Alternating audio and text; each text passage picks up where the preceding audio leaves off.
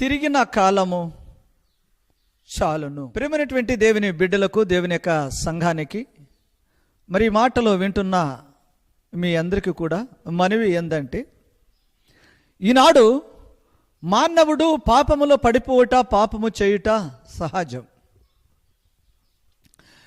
చేసినటువంటి పాపము నుంచి విముక్తి కావాలి, చేసినటువంటి కర్మ నుంచి విడుదల కావాలి అని ఈ లోకములో ఆరాట పడుతున్నాడు. మంచిదే.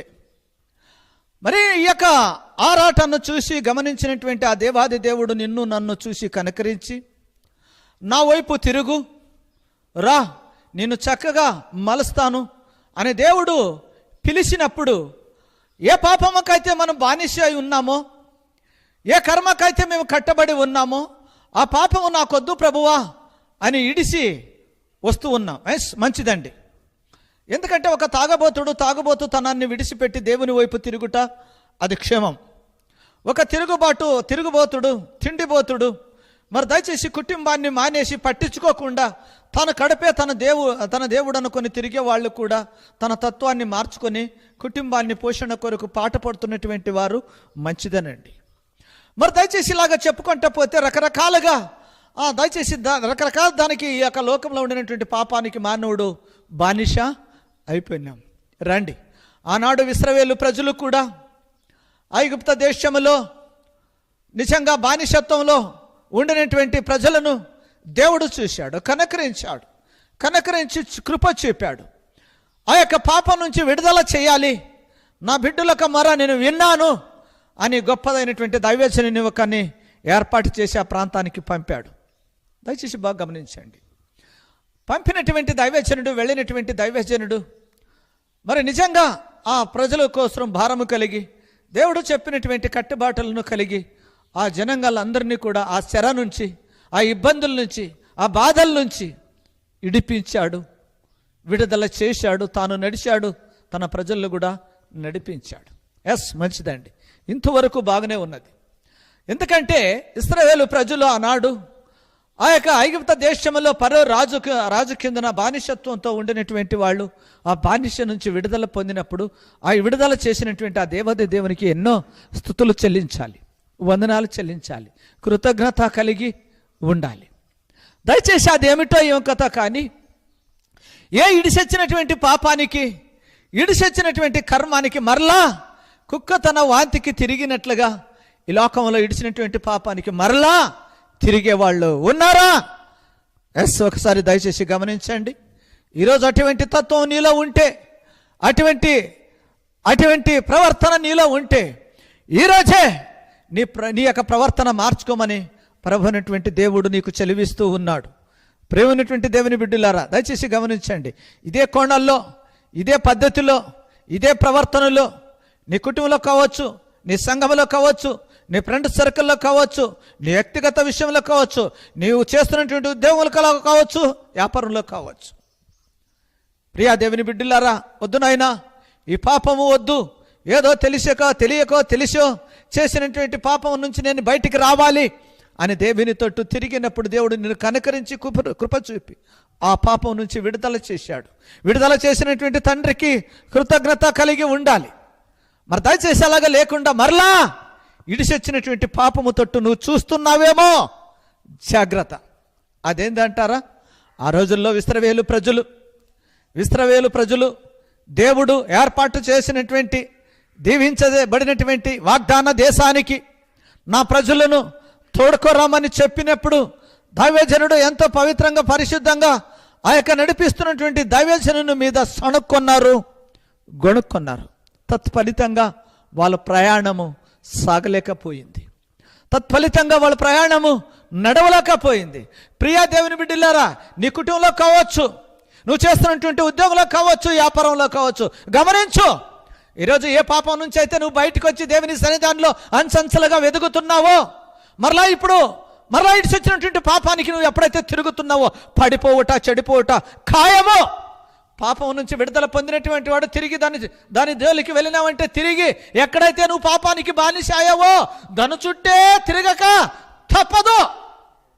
మరి ఆనాడు బైబిల్ చదివిస్తున్నది, ఇశ్రాయేలు ప్రజలు దేవుడు వాగ్దానం చేసినటువంటి వాగ్దాన దేశానికి పోవాలంటే బైబిల్ చదివిస్తుంది 11 రోజుల ప్రయాణమే. 11 రోజుల ప్రయాణమేనండి. దయచేసి వాళ్ళు నీట్గా సమృద్ధిగా వాళ్ళ ఆ యొక్క దేవుని యొక్క దేశానికి వెళ్ళాలంటే 11 రోజులే. కానీ వాళ్ళు తిరిగినటువంటి తిరుగుడుకు తత్ఫలితంగా 40 సంవత్సరములు ఆ ప్రయాణం వాళ్ళు చేయవలసి వచ్చింది. సహోదరి, ఈరోజు ఒక్కొక్కసారి నువ్వు అనుకోకుండా మునిపే అద్భుతమైనటువంటి రీతిలో నీకు కలిసి వచ్చేది, అద్భుతమైనటువంటి రీతిలో నీకు లాభాలు వచ్చేవి, అద్భుతమైనటువంటి రీతిలో నువ్వు సంతోషంగా ఉండేదానివి. మరి ఇప్పుడెందుకు ఆ సంతోషం పోగొట్టుకునిచుంటావు? ఇప్పుడెందుకు ఆ యొక్క అజ్ఞానంలో నువ్వు పడిపోతున్నావు? నీ తత్వం ఏమో తెలుసా? నువ్వు ఏ పాపం అయితే నాకు వద్దని విడిచిపెట్టావో తిరిగి అదే పాపం చుట్టూ నువ్వు తిరిగినంత కాలము నీ ప్రయాణము ముందుకు సాగదు. ఆనాడు ఇశ్రాయేలు ప్రజలు అదే పాపమే చేశారు. రండి, బైబిల్ చదివిస్తున్నది ద్వితీయోపదేశకాండము, దయచేసి మొదటి అధ్యాయము, ద్వితీయోపదేశకాండము మొదటి అధ్యాయము మరి 2వ వచనము ఈ విధంగా చదివిస్తున్నది. దయచేసి గమనించండి, చదువుతున్నాను. ఒరేబు నుండి సెయ్యారు మన్నే మార్గమునుగా కాదేసు బర్నబాకు 11 దినములు ప్రయాణము. దయచేసి వినండి. ఓరేబు నుండి కాదేసు నుంచి ఆ యొక్క దేవుడు వాగ్దానం చేసినటువంటి దేశానికి వెళ్ళాలంటే ఎన్ని దినాలంట? 11 రోజులే. ఈ 11 రోజుల ప్రయాణాన్ని ఇశ్రాయేలు ప్రజలు ఎన్ని రోజులు నడిచారంట? 40 సంవత్సరములండి. ప్రియా దేవుని బిడ్డలారా, దేవుని సంగమా, ఈరోజు గమనిస్తున్నటువంటి నువ్వు నేను ఎవరైనాను సరే, ఎందుకో తెలుసా? ఈరోజు నువ్వు అనుకున్నటువంటి పని జరగలేకుండా ఆగిపోతున్నది. గల కారణమేం? ఈరోజు చాలా మంది ఇల్లు కట్టాలని బునాదేస్తావు, ఆమంతంగా ఆగిపోతుంది.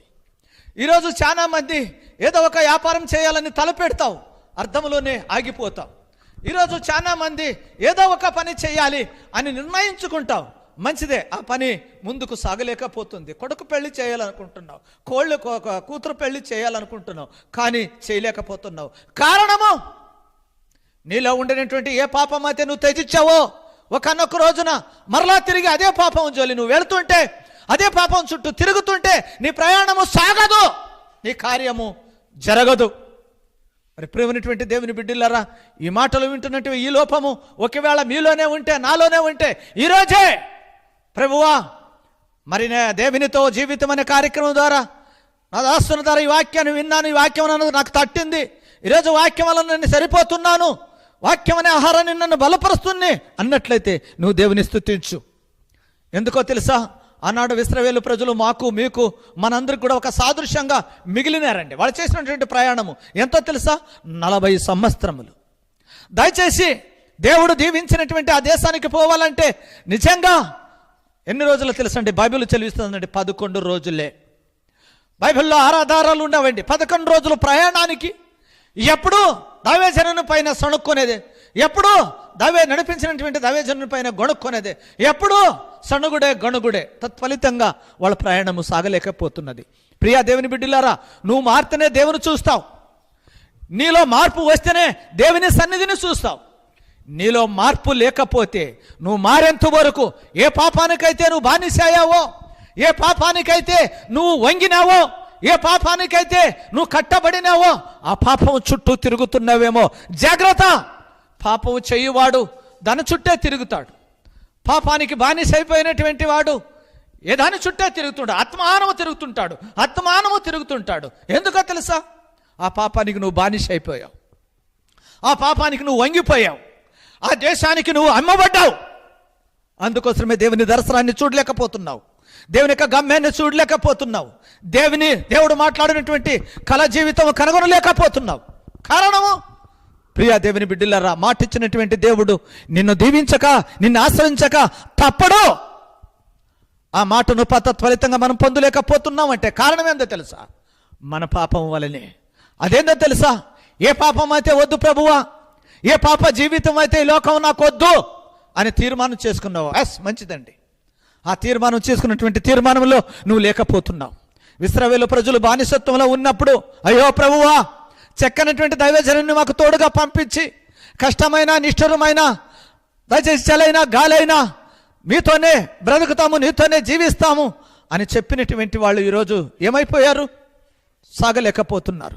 ప్రయాణం సాగలేకపోతున్నది. చుట్టూ తిరుగుతూనే ఉన్నారు. ప్రియా దేవుని బిడ్డలారా, మరి ఈ రోజుల్లో కూడా నువ్వు అనుకున్నటువంటి కార్యము జరుగులేకుండా ఆగిపోవటకు గల కారణం ఏమో తెలుసా? ఏ పాపం అయితే నువ్వు వద్దనుకున్నావో, ఏ తత్వం అయితే నేను మానేస్తాను ప్రభు అని దేవుని సన్నిధిలో తీర్మానం చేసుకున్నావో, తిరిగి దాని చుట్టూ తిరుగుతున్నావేమో. జాగ్రత్త. అందుకోసమే ప్రియా దేవుని బిడ్డలారా, బైబిల్ చదివిస్తున్నది. రండి, 2వ అధ్యాయము 2వ వచనంలో కూడా ఈ విధంగా దేవుని యొక్క మాటలు కూడా మనం చూస్తాం. ద్వితీయోపదేశకాండము 2వ అధ్యాయము 2వ వచనం దయచేసి చదువుతున్నాను, విందాం. అంతటా యెహోవా వాక్కు ఇలాగూ సెలవిచ్చను, మీరు ఈ మన్నేము చుట్టూ తిరిగిన కాలమే చాలు. విన్నారా? దేవుడే రోసుకున్నాడు, దేవుడే అలసిపోయాడు, మారతారేమో, మార్చాలి అని చూశాడు. కానీ అంటున్నాడు, చాలు, ఈ మన్యము చుట్టూ మీరు తిరిగినటువంటి గత కాలమే చాలు. ప్రియా దేవుని బిడ్డలారా, దేవుని సంగమా, ఈరోజు భార్యను విడిచిపెట్టో, పిల్లల్ని విడిచిపెట్టో, నీ యొక్క తిరుగుడును నువ్వు మానో, లేకపోతే దయచేసి నీ యొక్క ప్రయాణము సాగలేకపోతున్నది. ఈరోజు అనేకమైనటువంటి పాపానికి బానిసలైపోయినటువంటి వాళ్ళు ఇలాగే తిరుగుతూ ఉంటారు. ఏదైతే నువ్వు అనుకుంటున్నావో, ఏదైతే నువ్వు ఆశిస్తున్నావో, ఏదైతే నువ్వు మోసపోయినటువంటి జీవితాన్ని తిరిగి కట్టుకోవాలనేటువంటి తత్వం తిరిగి వచ్చినటువంటి వాడు మరలా చేసినటువంటి పాపం చుట్టూ నువ్వు తిరుగుతున్నావంటే వినో, దేవుని యొక్క దివ్యను నువ్వు దూరం అయిపోతున్నావు. దేవుని నుంచి వచ్చినటువంటి ఆశీర్వాదనకు దూరం అయిపోతున్నావు. ప్రియా దేవుని బిడ్డలారా, ఈ మాటలు వింటున్నటువంటి నువ్వు, నేను, ఎవరైనా సరే, ఎస్ మంచిదండి. ఎన్నోసార్లు నువ్వు ఎందుకోసం తెలుసా? నీ జీవితంలో ఓడిపోతున్నావు. నీ జీవితంలో అనుకున్నటువంటి విజయాన్ని సాధించలేకపోతున్నావు. ఎందుకు సాధించలేకపోతున్నావు? ఎందుకు కార్యం చేయలేకపోతుంది? ఎందుకు నీ గృహంలో శుభకార్యం జరగలేకపోతున్నావు? వినో, ఎందుకో తెలుసా? ఆనాడు దేవుడు చేసినటువంటి కార్యములను అద్భుతంగా చేస్తున్నటువంటి దేవుడు ఈరోజు నీలో ఎందుకు చేయలేకపోతున్నాడు? ప్రియా దేవుని బిడ్డలారా, ఒకసారి మన నిజ జీవితాన్ని ఒక్కసారి పరీక్షించుకో. ఎందుకు ప్రభువా నా వ్యాపారంలో లాభం లేకపోతున్నది? ఒకానొక రోజున 3 పూలు 6 కాయలు అనే రీతిగా నేను ముందుకు వెళ్ళిపోయే వాణిని. కానీ ఈ రోజుల్లో ఎక్కడ వెళ్ళినా నష్టమే, ఎక్కడ వెళ్ళినా పరతాపమే. కారణము ప్రియా దేవుని సంగమా, మరి ఇశ్రాయేలు ప్రజలు ఐగుప్త దేశంలో బానిసత్వంలో ఉన్నప్పుడు నిజంగా వాళ్ళ కన్నీరును దేవుడు చూశాడు. ఓర్చాలని చక్కనటువంటి దైవజనుని వారికి పంపించి తోడుకు వస్తే ఆ రోజు ఎంతో దేవుని స్తుతించాలి, గణపరచాలి, మహిమపరచాలి. తత్ఫలితంగా వాళ్ళు చేసినటువంటి పని ఏందో తెలుసా? సణుగుడు. ఆహారం లేకపోతే సణుగుడు, నీళ్ళు లేకపోతే సణుగుడు. ప్రియా దేవుని బిడ్డలారా, ఎందుకంటే దేవుడు తన జీవితంలో చేసినటువంటి కార్యాలు గుర్తుపట్టలేకపోతున్నారండి. ఈరోజు నువ్వు సంఘానికి వస్తున్నప్పుడు దేవుడు నీ జీవితంలో ఏ కార్యాలు చేశాడో ఒకసారి వినో. ఇశ్రాయేలు ప్రజలకు దేవుడు చేసినటువంటి కార్యం ఏందో తెలుసా? రాత్రి అగ్నిస్తంభముగాను, పగలు మేఘస్తంభముగాను తానే ఉండి నడిపిస్తే, ఆహారము కొరకు దేవదూతలు తినినటువంటి ఆహారాన్నే తన పిల్లలకు కనికరించి కృప చేసి మన్నాను కురిపిస్తే, మరి దయచేసి వీళ్ళ తత్వం ఏమైపోయిందండి? వీళ్ళ మనసు ఏమైపోయిందండి? అయ్యో, తట్టుకోలేకపోతున్నాం. ప్రియా దేవుని బిడ్డలారా, దేవుడిచ్చినప్పుడు ఘనంగా సంతోషించావు, దేవుడిచ్చినప్పుడు అనుభవించావు.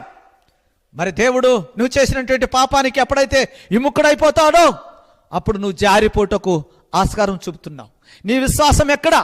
నీ ప్రేమ ఎక్కడ? కష్టాలు వస్తే దేవుడు, సుఖం వస్తే దేవుడు. ప్రియా దేవుని బిడ్డలారా, ఈ తత్వం మారేంత వరకు, ఈ గుణం మారేంత వరకు నువ్వు దేవుని దర్శనాన్ని చూడలేకపోతున్నావు. ఎందుకో తెలుసా? ఆనాడు ఇశ్రాయేలు ప్రజలు దేవుడు అంటున్నాడు, తిరిగినటువంటి తిరుగుడే చాలు. ప్రియా దేవుని బిడ్డలారా, ఈరోజు ఏ తిరుగుడులో ఉన్నారు? ఏక పద్ధతిలో నువ్వు వెళ్తున్నావు? దయచేసి గమనించండి. వాక్యం విన్నప్పుడు అది నీ కొరకేనేమో, అది నా కొరకేనేమో, అటువంటి తత్వం నీ కుటుంబంలో జరుగుతున్నదేమో, నా కుటుంబంలో జరుగుతున్నదేమో. బహు జాగ్రత్త.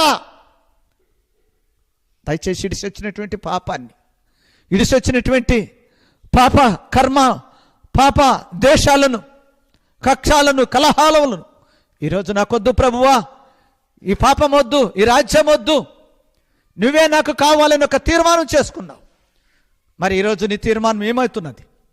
నువ్వు చేసుకున్నటువంటి తీర్మానంలో నువ్వు ఉంటే గమ్యం చేరగలవు.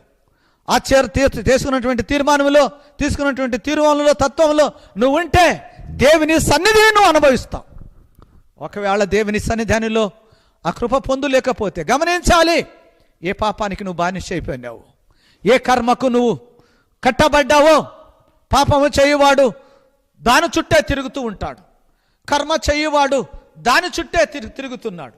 మరి ఈరోజు దేవుని బిడ్డలైనటువంటి నువ్వు నేను దేని చుట్టూ తిరుగుతాం? ఈరోజు దేవుని సన్నిధానంలో ఏర్పాటు చేసుకున్నటువంటి దేవునికి తన రాజ్యము కొరకు తన ప్రాణాన్ని పణంగా పెట్టి నిన్ను నన్ను కొన్నటువంటి తండ్రికి ఈరోజు నువ్వు ఎలాగ స్తుతిస్తున్నావు, ఎలాగా ఆయన నామాన్ని గణపరుస్తున్నావు?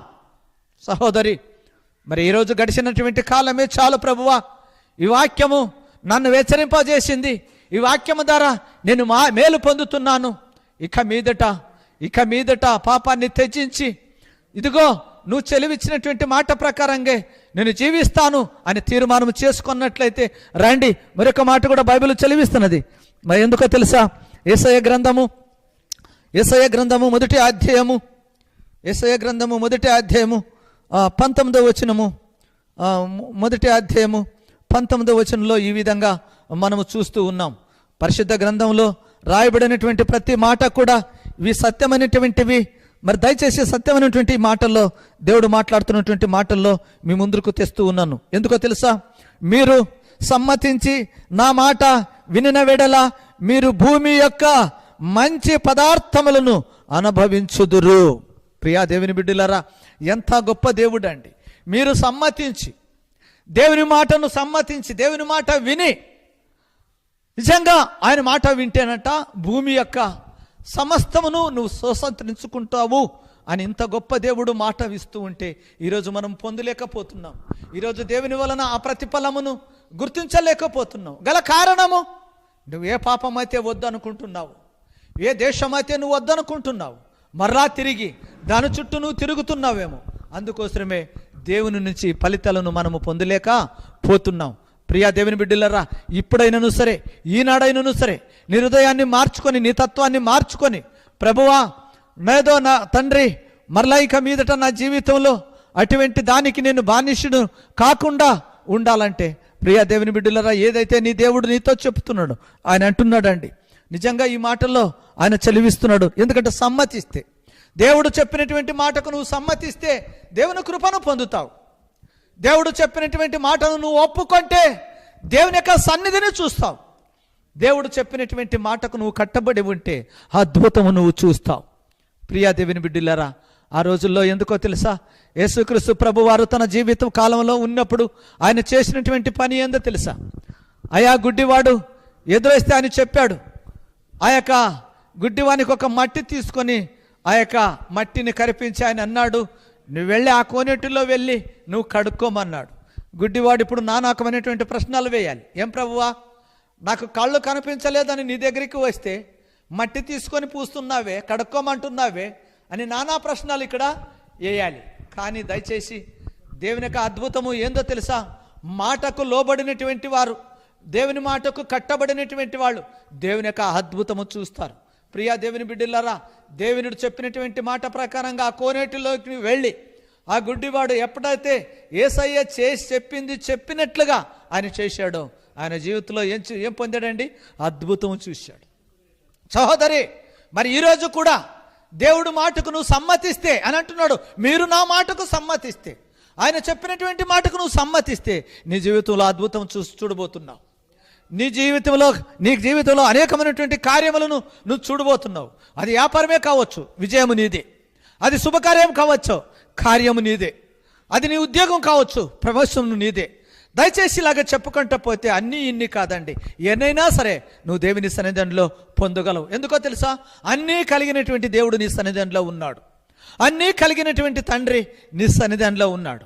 ప్రియమైనటువంటి దేవుని బిడ్డలారా, దేవుని సంగమా, ఈరోజు నిజంగా నువ్వు చేసి ఇడిసి వచ్చినటువంటి పాపమును, ఇడిసి వచ్చినటువంటి ప్రవర్తనను నువ్వు మార్చుకున్నావు. మరలా లోకం వైపు నువ్వు తిరిగితే దేవుని యొక్క అద్భుతాన్ని పోగొట్టుకుంటావు. ఏం పోగొట్టుకుంటావు? దేవుని యొక్క అద్భుతాన్ని పోగొట్టుకుంటావు.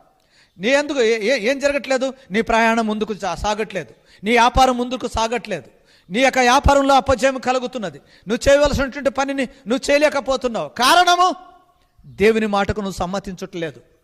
ప్రియమైనటువంటి దేవుని బిడ్డలారా, దేవుని సంగమా, ఆ రోజు ఎందుకో తెలుసా? ఇశ్రాయేలు ప్రజలు దేవుని మాట ఎప్పుడైతే తిరస్కరించారో, సణిగారో, గొణిగారో, నిజంగా ఆ మాటను విన్నటువంటి దేవుడు ఏం చేశారో తెలుసా? వారు మారాలని, వారి మనసు మారాలని, వారి తత్వం మారాలని, వారి గుణము మారాలని దయచేసి దేవుడు ఎదురు చూశాడండి. ఎందుకో తెలుసా? వాగ్దానం చేసినటువంటి పాలు తేను ప్రవేశించు దేశమును నీకు ఇస్తానని వాగ్దానం చేశాడు.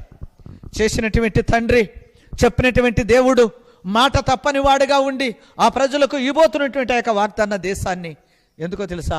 ఆ ఒరేబా పర్వతము చుట్టే తిరుగుతున్నారు. కారణము వాళ్ళ ప్రయాణము సాగలేకపోతున్నది. ఈరోజు ఈ మాటలు వింటున్న ప్రియా దేవుని బిడ్డలారా, ఒక్కనొక రోజున నువ్వు అద్భుతంగా ఈ చేస్తున్నటువంటి పాపం నుంచి విడుదల కావాలి ప్రభువా, చేస్తున్నటువంటి దేశం నుంచి విడుదల కావాలి తండ్రి అని చెప్పి లోకాన్ని త్యజించి వద్దనుకొని దేవుని తట్టు తిరిగావు. మంచి నిర్ణయం తీసుకున్నావు. మరి ఆ నిర్ణయానికి నువ్వు కట్టుబడి ఉన్నావా? ఎస్, నువ్వు కట్టబడితే దేవుడు నిన్ను దీవిస్తాడు. నువ్వు చెప్పినటువంటి మాట పైన నువ్వు నిలబడితే దేవుడు నిన్ను ఆశీర్వదిస్తాడు. అనుకున్నటువంటి పని జరిగిస్తాడు. అనుకున్నటువంటి పని వ్యాపారంలో నీకు లాభం ఇస్తాడు. ఇచ్చినటువంటి ఉద్యోగంలో నీకు ప్రవేశం కూడా ఖచ్చితంగా వస్తుంది. ఎందుకు ఈరోజు రాలేకపోతున్నదో తెలుసా? అనుకున్నటువంటి పని నువ్వు నెరవేర్చలేకపోతున్నావు. ఆయన అంటున్నాడు, మీరు నా మాటకు సమ్మతిస్తే నిజంగా ఆయన నీకు ఏమైనా సరే ఆయన ఇచ్చే సమర్థము గల దేవుడు. ప్రియా దేవుని బిడ్డలారా, మరి నిజంగా ఈ యొక్క టీవీ ముందు కూర్చొని ఈ యొక్క దేవునితో జీవితము అనే కార్యక్రమం వింటున్న ప్రేక్షకులు మీరు ఎవరైనా సరే దయచేసి వాక్యానుసారమైనటువంటి జీవితం నేను జీవిస్తాను ప్రభువా అని నువ్వు తీర్మానం చేసుకొని, ఆయన అంటాడు, నన్ను పరీక్షించి నన్ను శోధించు. దేవుడు ఛాలెంజ్ చేస్తున్నాడు. ఈరోజు దేవుడు చెప్పినటువంటి మాట ప్రకారంగా నువ్వు ఉండి ఆయన శోధించు. ఆయన ఎందుకు ఇవుడు? నా జీవితం మేము అనుభవించాం, అదే మీకు కూడా చెప్తూ ఉన్నాం. రండి, ఈరోజు ఈ టీవీ కార్యక్రమం చూస్తున్నా మీరు ఎవరైనా సరే, ఎంతోమంది ఈ యొక్క వాక్యాన్ని విని బలపడుతున్నటువంటి వాళ్ళు ఫోన్ల ద్వారా, వాట్సాప్ల ద్వారా నిజంగా అద్భుతమైనటువంటి వాక్యాన్ని మాకు మరలా కావాలి అని చెప్పేవాళ్ళు ఎంతోమంది ఉన్నారు. వాళ్ళ కొరకు ప్రార్థన చేస్తున్నాం, మేము ప్రార్థన చేస్తున్నాం, మా యొక్క ప్రార్థన బృందము కూడా ప్రార్థన చేస్తున్నది. ఇంకా మీకు ప్రార్థన అవసరతలు కావాలనుకుంటే దయచేసి క్రింద కనబడుతున్నటువంటి ఈ యొక్క స్క్రీన్ మీద కనబడుతున్నటువంటి నంబర్కు ఫోన్ చేయండి. మరి దయచేసి మీ యొక్క అమూల్యమైనటువంటి విలువైనటువంటి ఒకవేళ కానుకలు నువ్వు ఇచ్చి గణపరచాలనుకుంటే నిజంగా మా యొక్క నంబర్లకు మీరు పంపవలసినదిగా ప్రభు పేరిట మీ అందరికీ కూడా నేను మనవి చేస్తున్నాను. ఈ కొద్దిసేపు వాక్యము దేవుడు దీవించును గాక. ప్రార్థన చేసుకుందాం. మహాపరిశుద్ధుడా, మమ్మల్ని అతి మిక్కిలిగా ఇంతవరకు కాపాడి నీ కృప చూపినటువంటి దేవా నీకు వందనాలు. మరి యొక్క టీవీ కార్యక్రమంలో నా తండ్రి చూస్తున్న నీ బిడ్డలందరూ కూడా దీవించు, ఆశీర్వదించు. నీ చిత్తమైతే మరొక దినమందున కలుసుకునే భాగ్యాన్ని మాకు అనుగ్రహించాలని యేసయ్య పరిశుద్ధ నామము ద్వారా అడిగి బ్రతిమాలి వేడుకొనుచున్నాము మా తండ్రి. ఆమేన్.